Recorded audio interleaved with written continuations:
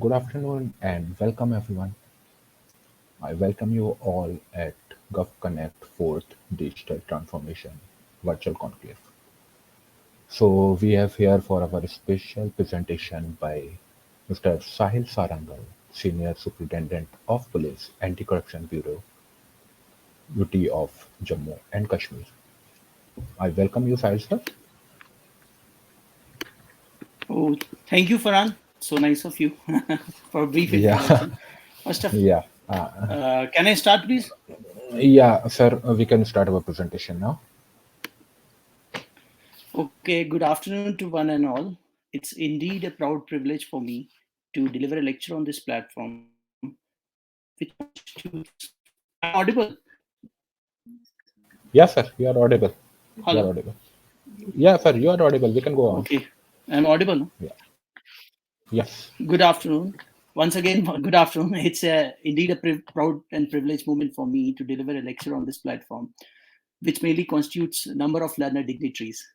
Today, in contemporary times, when we are actually talking about effective public service delivery by a digital transformation, I believe personal cyber hygiene is a prerequisite. So the question arises, why the cyber hygiene is an important aspect? And the answer is very simple. Protect your professional and personal cyber critical infrastructure. So the fact of the matter is, we need to learn about the few pillars of hygiene and what are those pillars and why those pillars are important. It starts with why we Google actually everything, how to secure your browsing activities. We need to understand the malware content. Then we need to learn the gravity of threat.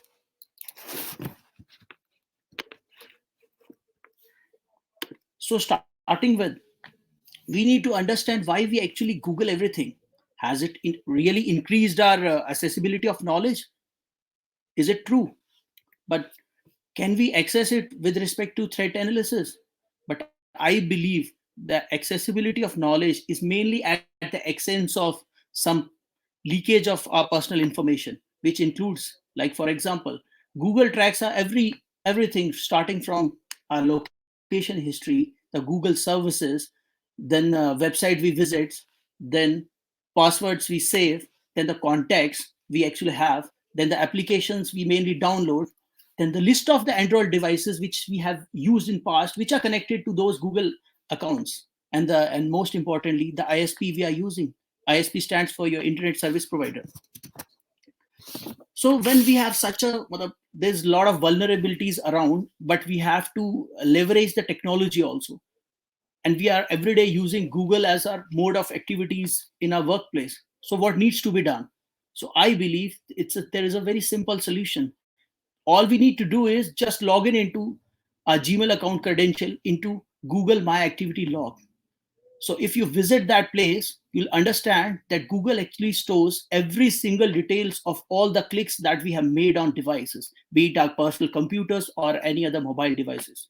So what exactly is the remedy? Remedy is very simple.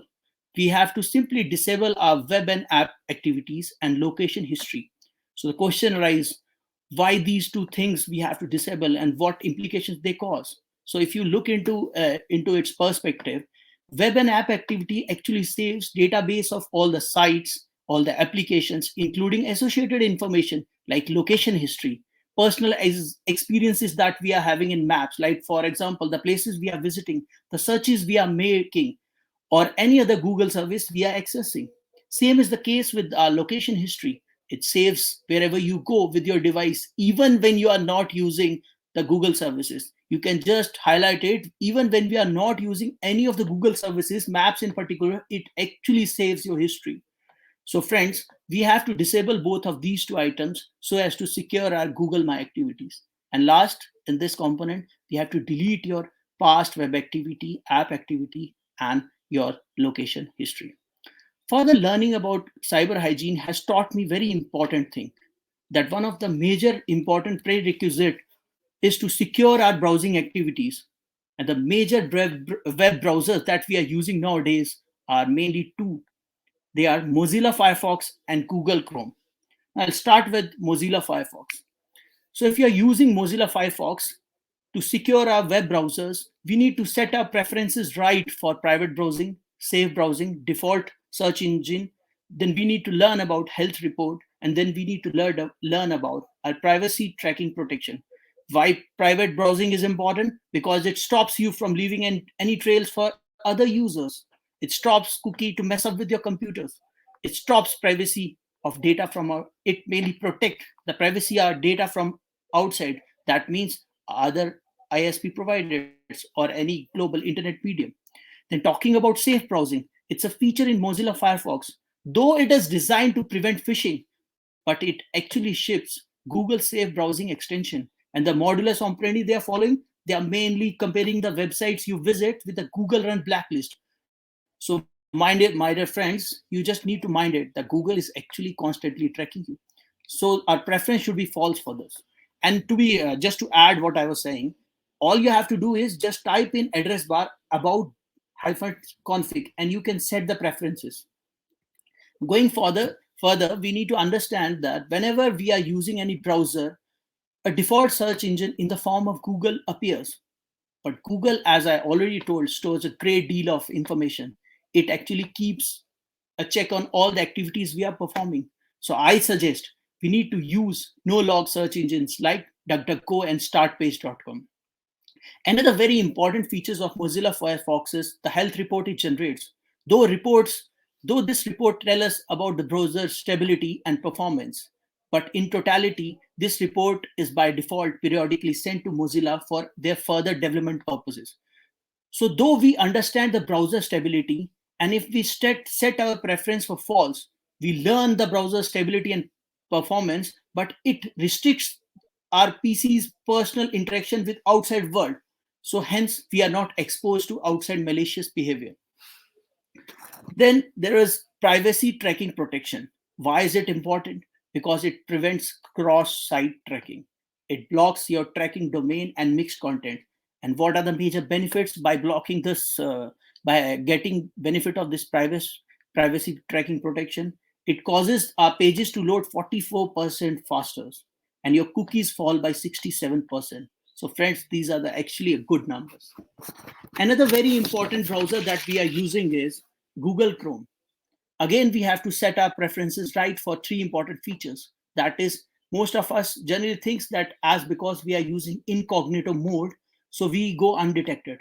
But friends, that is not the case. There are few websites who actually blocks the content for incognito mode. So what such websites do is they check your file system API.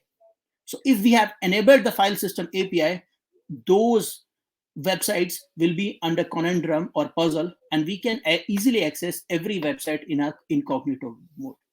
Likewise, as we have to secure our browsing on Google Chrome, we have to disable the hyperlink auditing. Why is it important? Because Chrome browser, friends, is in constant touch with Google server. So we are exposing our activities on personal computer or network computer to outside world. Then some, my friends, you must be experiencing the unwanted redirections. Sometimes we are clicking on a link which redirects us to some third unwanted link. Friends, if such is the case with your computer, that means you are exposed to malicious behavior. In such scenario, again you have to go into address bar, just type about.config, and you have to enable frame busting requires same origin or a user gesture. This third unwanted link connectivity would be absorbed. So these are the two browsers which we generally use in day-to-day life, and these are few of the protection measures we have to take so we don't expose ourselves to outside world and most importantly any malicious content. While securing our browsing, I think we should be well aware about the conspicuous nature of malware and its types and the tools we can use for their identification. So the subject matter becomes your malware analysis. Malware, as you see, is mainly a software and a colloquially used term for virus, spyware, or worm.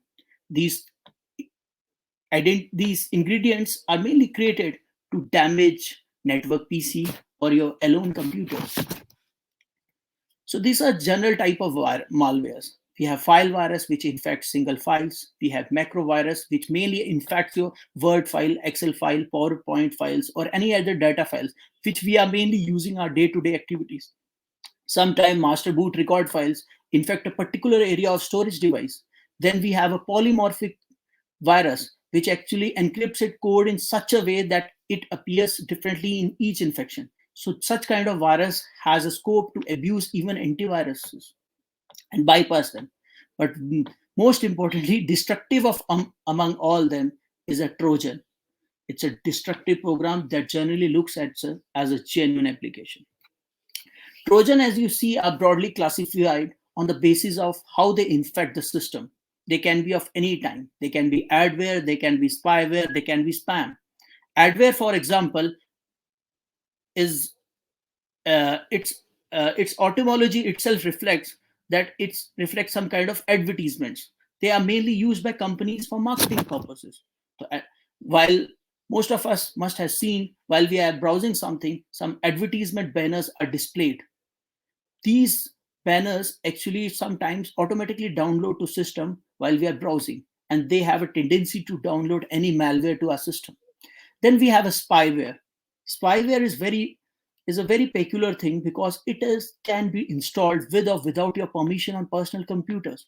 It collects why it's very dangerous because it collects information about your about users, its browsing activities, and any personal entity that we have saved on our computer or personal system, and it can easily send to remote users, and such activities can be used to download malicious content also and expose our system. Then we have spam. Most of us may be having a spam flooded with, most of our email IDs are flooded with large number of copies of different emails. So spam is nothing but a method of flooding the internet with copies of same message. Mainly these are used for commercial advertisements and send as unwanted mail to users. And friends, mind it, these entities actually enclose with them sometimes malicious content. Then we have cookies. Cookies are very important part of our system. They are stored in cookies folder. They actually store every browsing activities we are doing.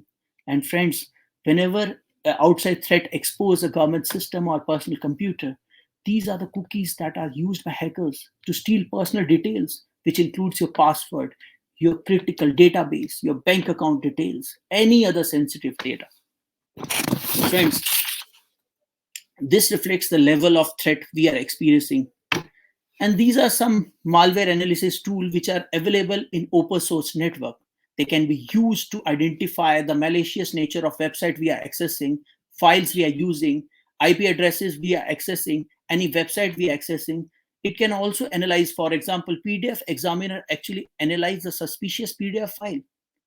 Then we have Office Mal Scanner, which can scan any kind of malicious traces in MS Office documents. And most among us will actually corroborate with me that we are using PDF and MS Office documents in everyday life.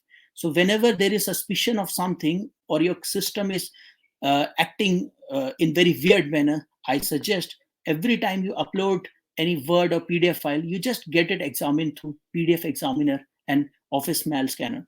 One of very easily usable malware analysis tool is your hybrid analysis Sandbox. It analyzes any kind of malware enabled in any documents. So I just share the screenshot of, all you have to do it, put in address page hybrid-analysis.com. So this is the screenshot of the website. It's a very easy thing. You got to just drag and drop your Word file or your PDF file and get it analyzed. And results are also, I'm showing on the right hand corner. You can see in that malicious content that it has reflected, because this is the analysis of the content that I had uploaded. There is a reflection of threat score of 100 out of 100 and threat score of 97 out of 100. This shows that these files are of malicious nature. They are exposed to some kind of outside activities. So this reflects the level of threat that these Word files and your PDF files, which can expose our networks, PCs. So in contemporary times, when we are talking about digital transformation, and in every offices office networks, we are using this Word and PDF files. I believe we need to analyze the extent of threat these Word files and PDF files can cause an insecurity in our governance system. So, so we have learned, friends, we have learned about the why Googleization of everything. We talked about the malware content. We talked about the tools, but we need to understand the extent of cyber threat. And I want to quote one of the example. This is a real-time example, something which I had experienced personally during one of my investigations of cybercrime. It's a case of a retired government teacher who was duped of 45 lakh rupees on pretext of life insurance. The victim was due for 3 years continuously as he was paying the monthly premium bills. And friends, I'd like to highlight here, I had seen the paperwork, everything appeared genuine. All the transactions were made through bank to bank transfers. There was every kind of activity which looked as if legit. So there are important highlights of the investigation which taught us that this single accused person in this case has actually 50 plus bank accounts. He has 29 plus registered bogus companies. He owned 20 plus valid ID cards. These ID cards includes multiple PAN cards in the name of same person. There were multiple Aadhaar cards created by him and any other ID cards. He owned 35 plus SIM cards. And friends, I like to highlight that just look at the audacity of this person. He is making bogus transactions through his company in crores and buying costly watches of Rolex brands which cost around 34 lakhs. So you can understand if somebody can afford a watch of 34 lakhs, how much money he is just getting out of this cyber threats and threat it caused to general citizen. So there are a few limitations that I learned during the course of investigation. One of which was there is lack of any interconnectedness among different departments by any digital medium. I believe through your channel we can speak that digital connectivity can actually a game changer in those areas. Why? Because IO himself has to establish links with bank, income tax department, GST commissionerates, GST intelligence, Google, telecom service provider to access the information. Had there be any centralized portal, we could have easily investigate the case in shortest possible time, for which we had invested more than 6 months. So, friends, this is the pictographic view of the investigation we carried. The blue part reflects the bank account that person owned, and white part is includes your company he owned and PAN numbers. So this is just an extension of our uh, investigation from previous page.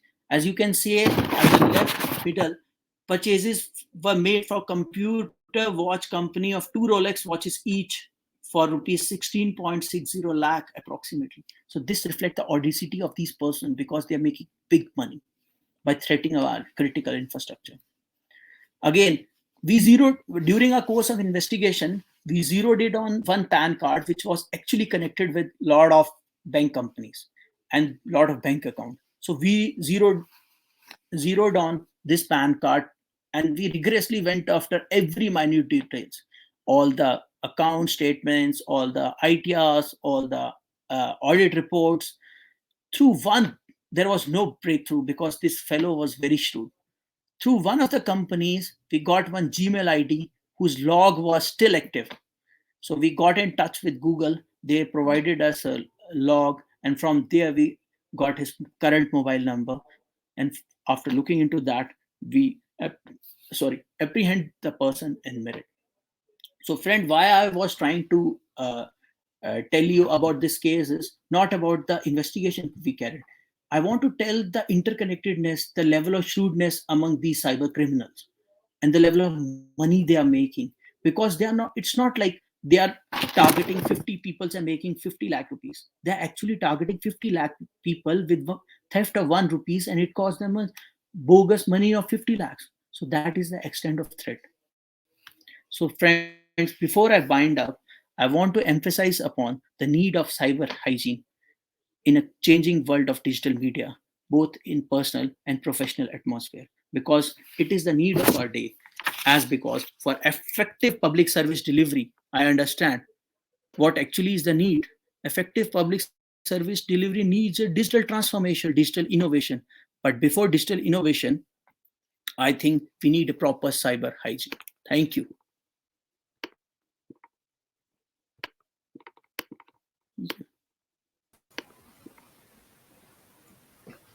Thank you, Sahil sir. Thank you for your interactive I presentation. hope I I hope was this will. audible all the time. Yeah, you were perfectly fine, and I hope this will help our audience to how to prevent